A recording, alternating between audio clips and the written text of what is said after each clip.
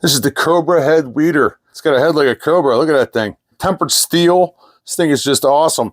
It's got a recycled plastic handle on it with a little hole in there if you want to hang it up in your garage.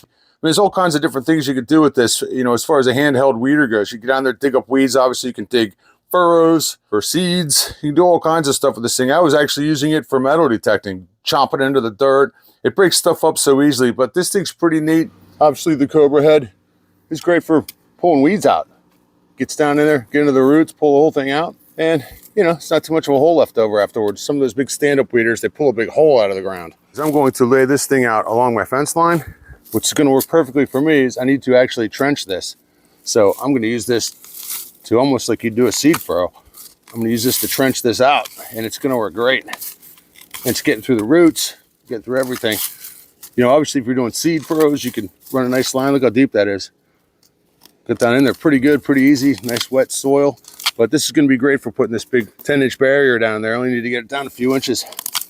Excellent. It's easy to carry, easy to store away, and easy to use. CobraHead weeder.